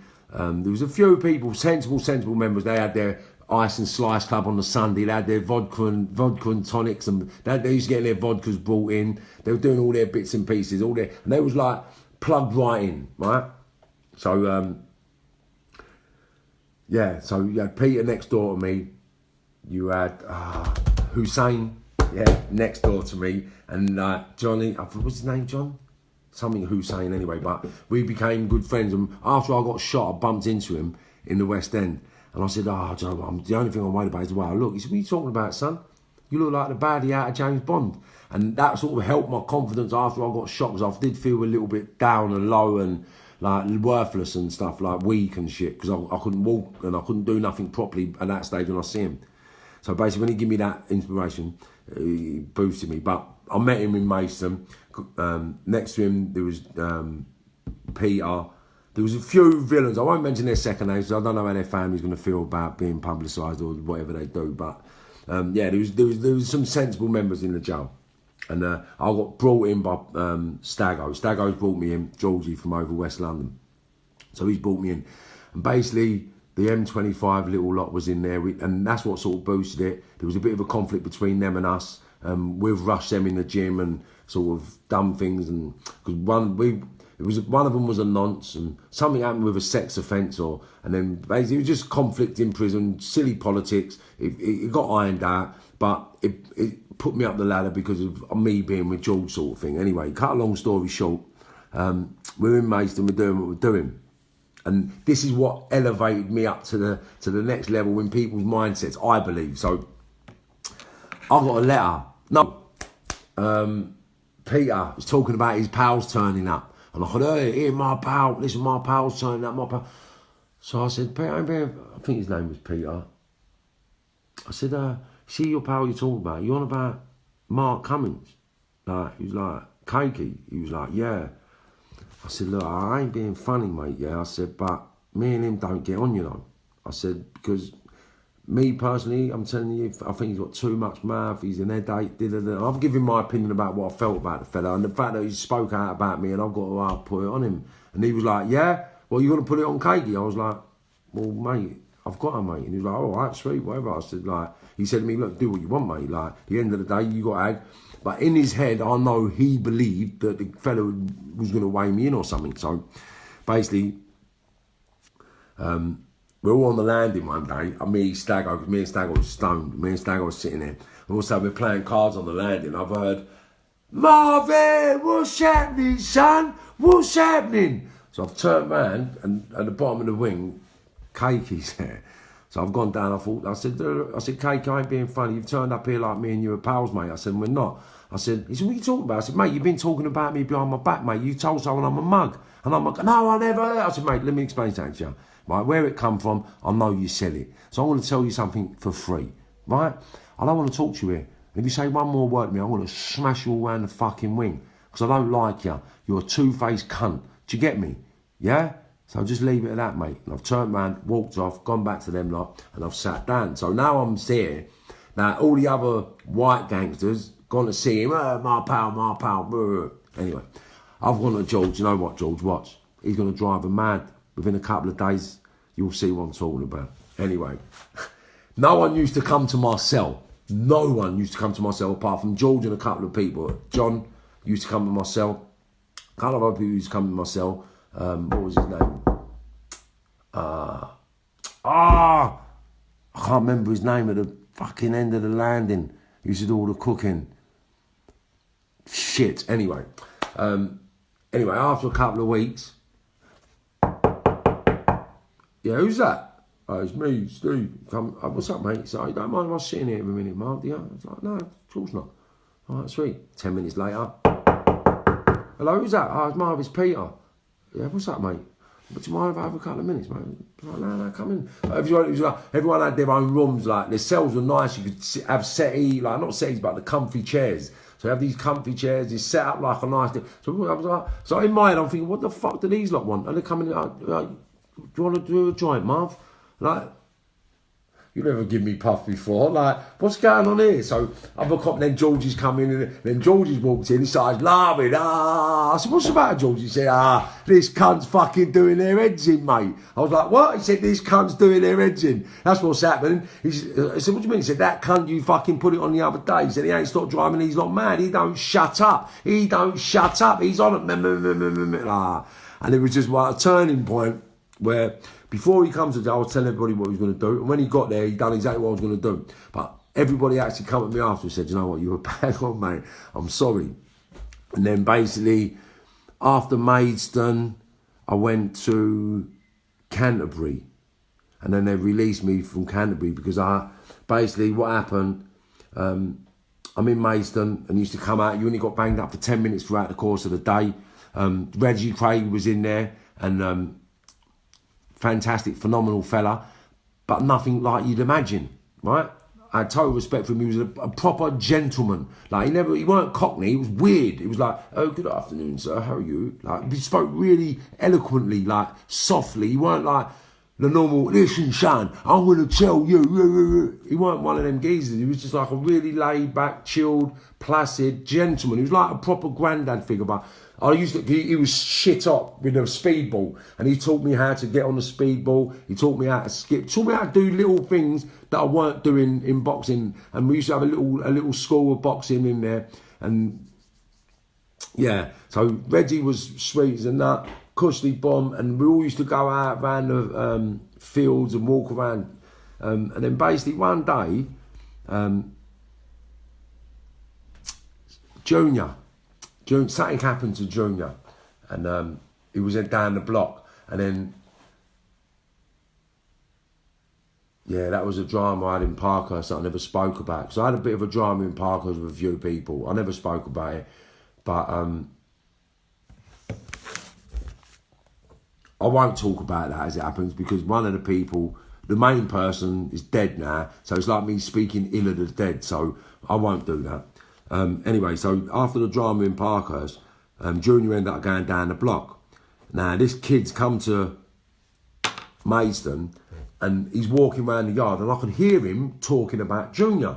How he's a pussy, he's crying his eyes out, he's this, he's that, he's this, he's that. And I thought, no, he can't be talking about my Junior. So I said, oh, mate, have you got a minute, mate? He said, yeah. I said, who are you talking about there? He said, Junior McDonough. I said, you talk about White Junior? He was like, yeah. Well, you know him. I was like, bro, you got to say that's my brother from another mother. What the fuck you talking about? When was he crying? Why would he cry? I know Junior. He ain't no fucking cunt. Yeah, and he was like, what are you talking about? Anyway, cut a very long story short, I weighed this geezer in, punched him all round the gaff. Anyway, he went to the Screws. The Screws, obviously Mason weren't one of them jails. So the Screws come and moved me out of jail and sent me to Canterbury, and then I got released from Canterbury in 1997. And that's when the Ibiza days started. So I'll leave it there of released 1997. And that's when I sort of went nationwide with my shit. So everything after 1997 was different. Right, so I'm going to leave my story there for today. I want to just say hello to a few people that have been on. Yeah, so said hello to all the first ones. Who else has come on? Mark, Connor, Paul, Danny.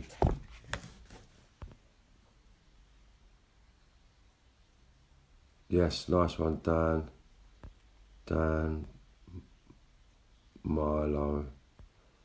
Joe Maynard. Oh, morning, Joe. How we doing, son? Lovely, lovely, lovely. Anthony Prince, well done. Let me make sure you send me that video of your fight. Gemma, Amanda, Martin, Pablo, Claire, Ray, Jason, Ed, Nikki, Parker, AJ, Jamie Dix, Gary Dawson, Taff, my guy, Steve Kavanagh, Will Stokes. Morning, everybody. Thanks for watching. Subscribe to my YouTube channel as well. And also, I've got a public speaking platform. It's a Facebook platform, but it's to generate awareness to the kids. So if you could go on that page as well and just follow that page as well, Marvin Herbert Motivation Speaking. It's got me standing up with a blue jumper on with a name tag thing. But I'd be really appreciated if all my watchers could go and just link on that, follow as well. Instagram herbert.marvin.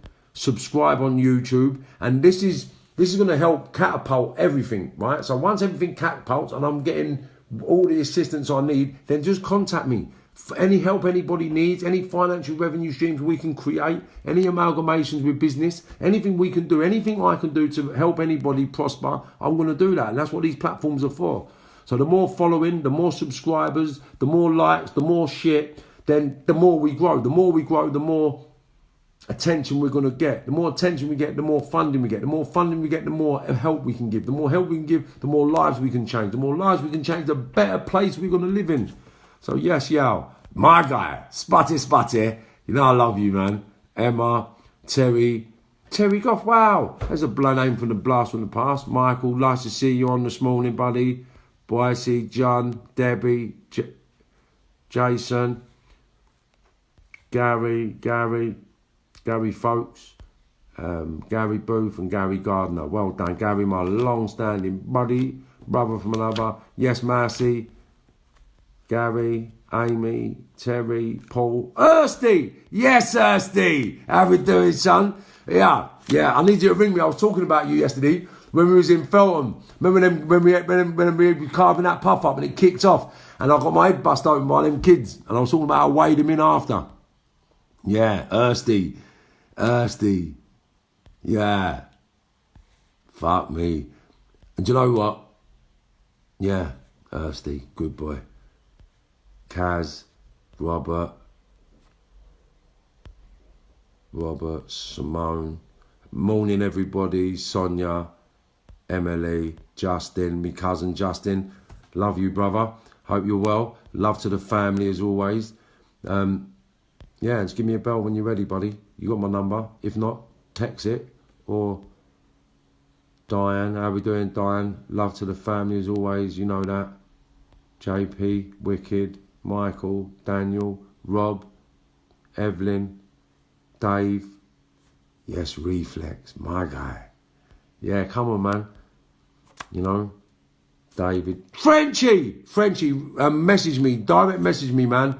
You're my guy. Frenchie's the guy I was telling you about. And do you know what it is? I wet the bed in Frenchie's house when I was a kid. And I was talking about how he never exposed me. His mum, his dad, his brother, him never said anything to anybody. And I know they knew about it. I know he must have known about it. But that's what I'm saying to you, man. People have got brilliant hearts, man. And I've ruined a lot of opportunities to grow fantastically well with everybody I grew up with. Yes, Paul, Lewis, Jamie, Marlo, Roland, Atty, Heidi, John O'Callaghan, my boss. You know what? I love you, Jono, and you are going to be world champion, and I can't wait for it because you are what we need as a role model, right? I'm doing podcasts, and I need you on my podcast because where you've been, where you've gone through, and what you've become today is inspirational, yeah. And I love you, and every time I see you, I just think, look, fuck, man, fuck, like you've done it, yeah. John O'Carroll, you've done it. Right? Because I don't believe that there's anyone that will stand in your way and prevent you from becoming a world champion. Like the undisputed world champion of weights. You're going to go through the weights. Do you understand? Like, please believe me, man, you're the guy. The way you train is second to none. Yeah, there's only one other person I know trains more, will train as hard as you, if not a little bit harder, and that was me, son. And I weren't a professional fighter, but I just had an ego. I had to be that guy. But you'll see anyway when we spar, you'll see because I've still got it. I've still got that heart. I've still got that drive. I've still got that trench mentality. Yeah? Still got that trench mentality, bro. It's lovely. Deborah, Stephen, John Mills, Dean, Arnold, Stuart, Sarah, Will, Parker, Eugene. Look, morning everybody. The dog and duck Parkhurst. Yeah. See, I'm getting messages as well now. Lee, Rosie, Wayne, Ellie, Andy, Jay, Faye, Ray, Jay, Duncan. Morning, Stevie Fitz. Hey, Peter D, Wee. Kevin, David, Andy, everyone. Thank you very much for watching. Love you all lots, and I'll speak to you again tomorrow. God bless, have a safe day and stay safe.